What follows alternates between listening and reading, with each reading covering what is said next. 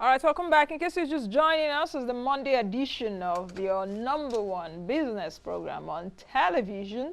Of course, where you are ahead and you stay ahead. So far, you stay tuned to the show.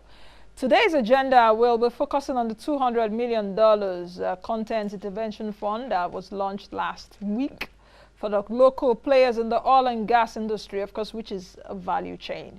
And my guest is joining me right now, Michael Oluwagbemi. He's the chairman, Essential Services Committee of the NCCF. Of course, the NCCF is the Nigeria Content Consultative Forum, which is part of the Nigeria Content Development and Monitoring Board, NCDMB. So many acronyms in Nigeria, you know. Welcome, Mr. Oluwagbemi. How are you doing? Good to meet you. Thanks for having me. How are you doing? And welcome back. Thank you. Yes. I was, I'm aware you were around when I wasn't there. Yes. So welcome to the show. Thank you. Now, where do we start from? Other sectors have had intervention funds in the past, or they're still having, because it's like what we have in Nigeria is intervention fund. Any sector that is ailing now is seeking for intervention fund. Someone had spoken to me, or someone spoke to me some time ago in the tourism sector, and he said, Nancy, we need to be campaigning for a tourism bank. Tourism. I was like, is it every sector now that will come out and say intervention? If I need money, there should be Nancy Intervention Fund or something. Like that. Maybe we need to create one. Yeah, So it's like agriculture, mining, aviation has had intervention fund, but this is coming in for the oil and gas industry. But we need to also say that the intervention fund has been there earlier. Sure. It was launched in 2016, $100 million, but now increased to $200 million. Two questions. Why is there a need for an intervention fund in the oil and gas industry? Okay, so start with that, all right. So let me first say good morning and thanks for having me. First, one has to say that the content fund actually is a creation of legislation. So the NCDMB, the Local Content Act, that was signed by then acting president Goodluck Jonathan in 2011, I believe. Adding it in Section 104, the Nigerian Content Development Fund, NCDF, as one of the organs that will be created by by legislation. The two organs, there are three organs that were set up under that reports to the board. One is the Secretariat, which of course manages the monitoring and evaluation of local content in the industry, and then you also have the NCDF, which is specifically supposed to have 1% of every contract in the industry contribute into that fund. And then you have the NCCF, of which I'm a member, the Nigerian Content Consultative Forum. So these were the three organs that were set up under the Act. And the three organs are monitored by the board, the Nigerian Content Development and Monitoring Board. Now, the NCDF actually has a lot more than $100 or $200 million in it. In fact, in a report in 2015, the amount of money there was said to already be up to $700 million in the NCDF. In the NCDF? Yes. So as in cash on ground or what? Cash available. Cash available as a result of all that contributions. Exactly. Wow. So the NCDF has its own pot of money, and an intervention fund is only a subset of that pot of money. The intervention fund is basically the act of the Secretariat in making the funds available. So while the fund is, you can look at it as a parent fund, where there is a trust fund, where money comes into, where all this 1%, everybody who gets a contract in the industry pays 1% of his contract into this fund, into the big NCDF, the Nigerian Content Development Fund. But the NCDF now created a subset fund, which is called the Nigerian Content Intervention Fund, under management of the Bank of Industry. So the Bank of Industry is the manager of the NTIF, but there's a larger fund that is managed by the Secretariat, which is the NCDF. So this is basically a background. Now, why do you need intervention? The joke, of course, is that everybody needs an intervention. Everybody needs intervention. Even Nigerians, we need intervention. Need an intervention. Yes, everyone needs intervention. Unfortunately, when you have an economy like ours, where the financial sector is quite shallow, where banks are more content investing in treasury bills than supporting business, when private equity does not exist, where the public market is not as developed, then you are left or stuck with basically the financier of last resort, which is the government. So that's the result of why CBN today is the biggest funder of agriculture to NSR, and you have mining, everybody, yes. So it's because the financial sector itself.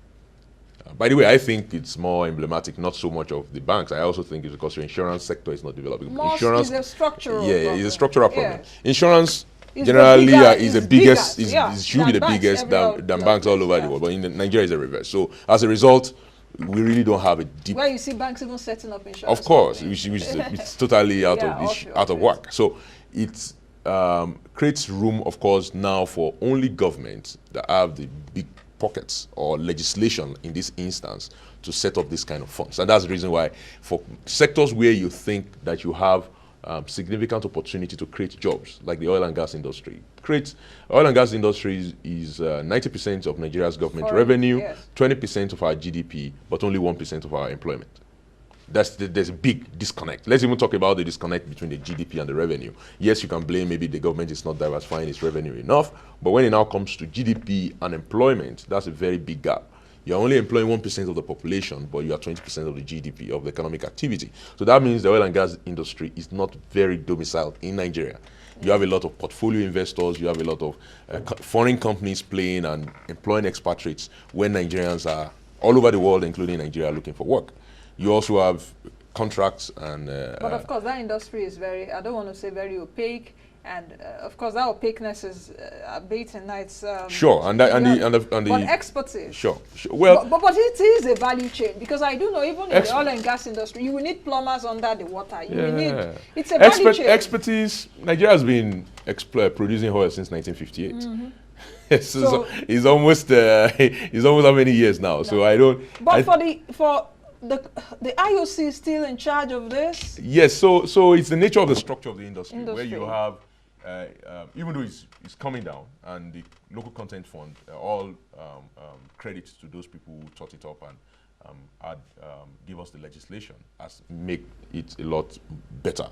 It used to be once upon a time 100% of Nigeria production, or maybe 99 or 98% was in the hands of IOCs, like you mentioned. Today now, I think about 20% of Nigeria production is done by local companies, independents, as well as the national oil company, NPDC. So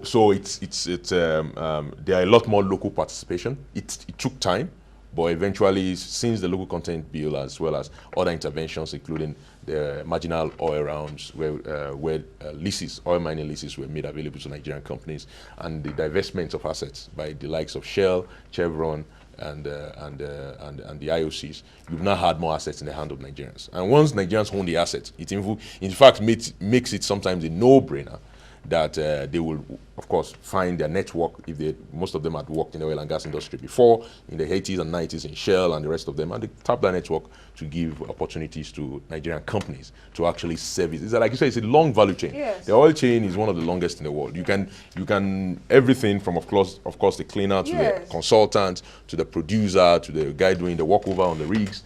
And there are different areas in it. There's the onshore operation, there's the gas processing facility. By the way, Nigeria is a gas country that happens to have oil. We have more gas than oil. So there's a massive, we've not even tapped that. So there's a massive opportunity. Where do we begin from? Where actually do we begin from? Just like you said now, so much gas, I think 187 billion, trillion, TCF, trillion cubic feet. That hasn't been tapped at all. Sure. But of course we're seeing issues around gas being talked about and all of that. But it's not gas I'm talking about now. We're looking at this intervention fund. Just like I said earlier, the intervention fund was launched earlier. I think sometime last year, July 2016, but $100 million. Now it was increased. But at that point, we still had bottlenecks. What were the bottlenecks we had at that point? And I'm really, I don't want to say afraid, but I've said afraid. I'm really a bit disturbed that what happened at that time will not still happen. The legislation, the modalities we have right now, or the framework rather, is it a workable framework right now?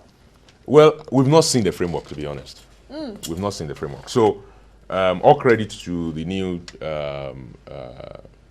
secretary. Yes. at the NCDMB. At the end, that's Simbi Wabote. Yeah. He is a known quantity in the local content sphere of the industry. He used to be in Shell and run their local content. So if anybody knows one or two things, and it's also, of course, it's a son of the soil, being from Bayelsa State, so he understands that there's a real need for us to bring local content down to the level of the common man. So where can we actually affect and impact local content? He understands it, and I see it in this first step he has taken in increasing the fund, because if $700–800 million is available in the total pot of money, we questioned last year why you only put $100 million in an intervention fund. And what's happening to the rest of the money? Exactly. I hope it's yielding interest. We hope so. Interest reviews. Yes, probably. Yes, I hope so. Someone should be asking that question. Exactly. We should be looking at the management of the larger pot of money. Yeah. And then also, the key question then also was, given the size of capital expenditure in the industry. So last year and this year, we expect anything from $3 to $7 billion of expenditure in the industry. And if we are targeting 50% of local content, that means you are looking at about Nigerian companies getting contracts of between $1.5 billion and $4 billion in the industry. So how much really will $100 million affect or help a Nigerian company given that size of investment? But $200 million, will it go anywhere? It's a good start. Again, Bearing we have in mind that the industry is also capital intensive. It's a good start. The key thing is we need to know how many companies, how to even access the money. Yeah. So today, we understand that the Bank of Industry is the manager of the fund. But we all know way too well. I mean, up until recently, that is not something that I don't know a lot of businessmen that have a Bank of Industry access or account or something like that. At least in the oil and gas industry, is not our favorite place to go. So the question is, how are you actually ensuring that the Bank of Industry is working with the main banks that typically the industry banks with, so that people can access that fund? And can we make the criteria for qualification transparent? Because again, the industry has various value chain. Today, you can be most of the activities in the industry, the $7 billion I told you about, is just the upstream. The downstream is people think it's exempt, but it's not really exempt, and we can get to that later. For example, Mr. Dangote is spending $12 billion in the industry. The question should be asked, how much of that is local content? He's not exempt from the local content laws. If he's exempt, who granted him the waivers? The other day I read an interview where he said he brought in 30,000 people to work on his refinery. That is crazy. Yeah, from where? From where? Yeah, they're foreigners. They are foreigners. They are foreigners. In a country where we only create 25,000 jobs a year, the biggest investment in Nigeria.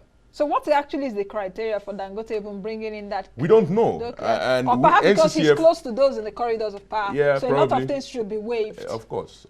NCCF asked the question. We are an organ of the NCDMB, and I think that question has been taken up. And I saw an article last week where the Dangote refinery is finally saying they will take a look at Nigerian vendors. Yes. 4 years into the project. 4 years into the project. That doesn't make any sense to me, because again, it's costing him $12 billion, but it's probably costing the Nigerian people another $12 billion when you take a look at the waivers we've granted him in terms of duties. So if we've granted you duties, tax waivers, and all of these things, then it's only right that the people employed by that project should be Nigerians. I just want to play devil's advocate. I want to be in Dangote's mind now, and he would just say, "Where's the expertise?" It takes me a lot. Yeah, once he was pushed, he quickly found the expertise. It's not again. Nigerians. I have to say this. We Nigerians have come a long way, and we've been producing oil since '58, and we have one of the soundest minds in the industry, not just in Nigeria, across the world. I worked in the United States. I used to be the early project manager for Keystone Pipeline, the longest pipeline in the world, when I worked for another company. Really? Yes. So you have Nigerians. We are all over the world. If you go to Houston, if you go to any of the major oil and gas, Aberdeen, and you see Nigerians everywhere. So you can't tell me there is no expertise. The question is, where are you looking? Okay, that should be the question. So I don't see that. And also for Nigerian companies especially, we now have companies in Nigeria that build jackets for Egina, which is the largest FPSO investment we had in Nigeria. Niger Dock is doing quite a bit. Companies like Amazon Energy, companies like what's the name, Crestech. All these companies are doing things that are setting the pace in the industry. We have Nigerian companies doing drilling and exploration. So there's no, I definitely don't see, and someone say, oh, by the way, we've not built refineries since 1980, so maybe they can't find the expertise in Nigeria. That's not true. Just like the turnaround maintenance that was said to be done during Jonathan's administration, that they had to go get the original people that built the refinery. And I'm like, what? When we're even thinking. The honest truth is this: we are just the enforcement. There were enforcement lapses for that project. Now I see the current guy on the table, Mr. Wabote, and his team taking steps to correct that. Unfortunately, I hope we are not already way behind, because again, once an investor comes in and puts his money on the table, he makes progress and he will tell you, I've already awarded that contract, Maybe we are behind, but we cannot afford to make that mistake again. And the number one reason why Nigerian companies cannot compete, and I will repeat this, is because of financing. And that's the reason why this kind of local content intervention fund is especially important. And I have to also say, let me say one last thing. This intervention fund particularly is set up as more or less like a loan. Yes. There needs to be another component that will work as an equity. Okay. A lot of Nigerian, I mean, why should you have, say, $100 million contract in the oil and gas industry and you employ about, 1,000 Nigerians, and then you have to worry every end of month how to pay them? If the industry is deep enough, if the financing is deep enough, then you should have equity investors come in and take position in that company. But perhaps we are not even used to this equity financing model, because was it just like 2-3 weeks ago, the SME's equity finance, of course, was also launched by the bankers committee. Sure. It's like, equity, let me be part of your business. I don't have money to give you, but let me be part of your business. Let me contribute to my own quota. I've always told people that it's better for me to be 1%. Let me be, yes, of a big pie. Let me have 1% of 1 trillion naira, for example, than 100% of nothing. But at the end of the day, how do we even as a people begin to take a look at that? But just by the way, the interest rate will be single digits, I was told, 5 to 8%, of course, single digits, less than 10%. What do you think? And you also raised this issue about the BOI, really. Isn't it? Yes. Should there be another finance model away from the Bank of Industry? But Bank of Industry is Bank of Industry. Oil and gas is an industry. Yeah, no, I'm not so much saying that BOI should not be the vehicle. I mean, it's the obvious vehicle. Like you said, it's a BOI. What needs to be looked at is that BOI itself needs to be a lot more available to true entrepreneurs. I mean, the BOI really should work like the SBA, the Small Business Administration in the United States, where you have every bank you go to, there's a desk, and SBA that desk is designated. They call it, an SBA desk. Yes. So if I go into a Fidelity Bank, a First Bank, a Citibank, or a GTB or UBA today, I should see a desk when I walk into that hall that tells me BOI desk. I think perhaps BOI should take this, which we said, but BOI would disagree with you in the sense that it's doing quite a lot. I think, was it today or over the weekend, empowering about 1,000 farmers in Plateau State. So they will come up with a lot of... That's not their place. There's a Bank of Agric. There's a Bank of Agric, actually. They should be focused on industries that process and all that. And to be honest with you, the BOI made most of its profit. And I think the senators held them to account at the last hearing. Most of the profit of the BOI came from BOI fixing its own money with Access Bank. How come? Your mandate is not to fix your money. Your mandate is to ensure Nigeria industrializes. So the BOI itself has to look at its operation, and maybe this is the time. Maybe we can use the oil and gas industry, being the biggest industry, can begin to affect the way BOI does its operation. Because today, I mean, everybody that I told I was coming on this show, the first thing they told me, and they are in the industry, and they all have contracts, life contracts in hand, and they are, they are reeling and they are trying to find help on how to actually get their contract executed. They're asking me, how do I get to BOI? I don't know how to get to BOI. I see they have nice fancy building next to mine here in Abuja. But most people across Nigeria, where this operation takes place, oil and gas industry, in the Niger Delta, in Lagos, in Akwa Ibom, even in the BOI has presence in 21 states. But you have your headquarters. That's not where people access you. You should be in the banking halls. So that's it. It doesn't take much. Partnership. So have a BOI desk. That is it. BOI has almost like an incestuous relationship today with Access Bank. I don't know why one bank out of 25 they serve that. What I'm saying is, open yourself to all the banks. Have a desk in every banking hall in Nigeria. So one can just go there industrialist, and ask. Yes, any businessman can walk up to you and say, look, this is my business and I need help. and then you will be able to say, okay, this is where you go, this is where you go, and this is true not just for BOI. This should be true just for BOA as well. For the development institutions. All the institutions, NESA, yes.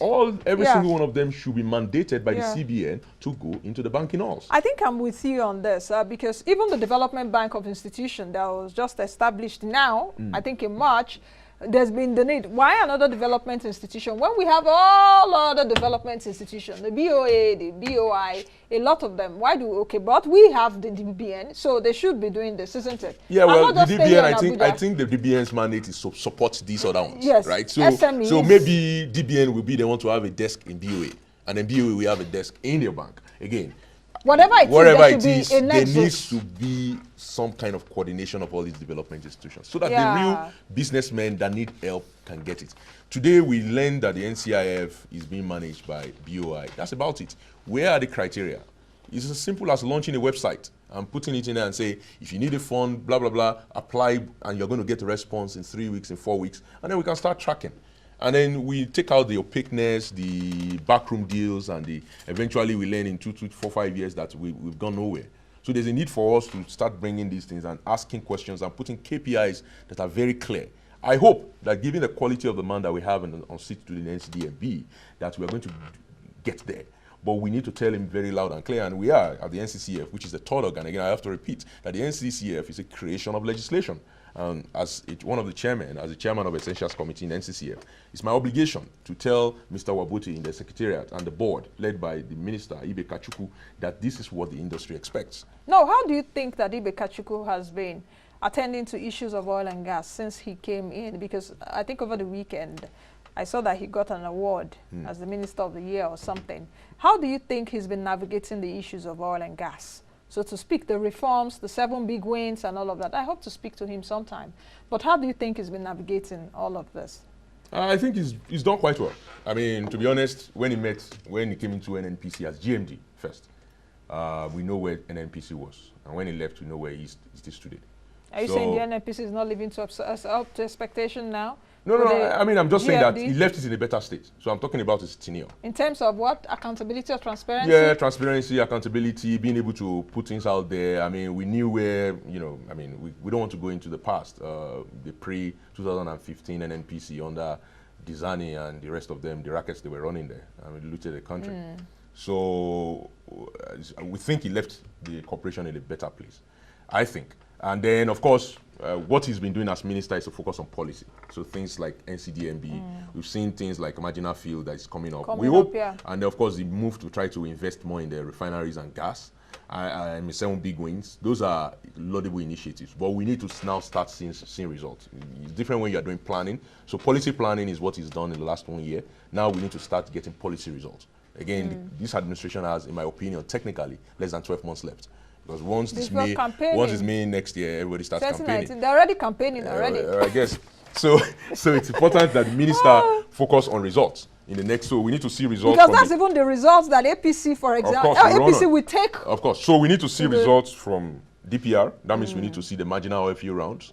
We need to see Nigerian companies pick up oil mining licenses and prospecting licenses. We also need to see results from the NCDMB. We need to see the LTI, the Nigerian Content Intervention Fund, take off and fund actual Nigerian companies, and those companies have to be visible. And then we have to know the actual impacts those companies are having in terms of employment. I mean, that needs to be clear. We need to see results from the PIGB and the PIB, which is, as he has highlighted, as one of his priorities. So we need to see that those bills are passed. We need to see reforms in NNPC. We need to see the split between NNPC into an asset management company and a national oil company. So we need to see results across the system. We need to see the single regulator, the Petroleum Regulatory Commission, come alive. We need to see PPRA, DPR, Petroleum Inspectorate, and all these guys merge together as a single entity so that we have a single regulator across the industry. Again, time for planning is over. Time for stating ambitions are over. It's now time for results.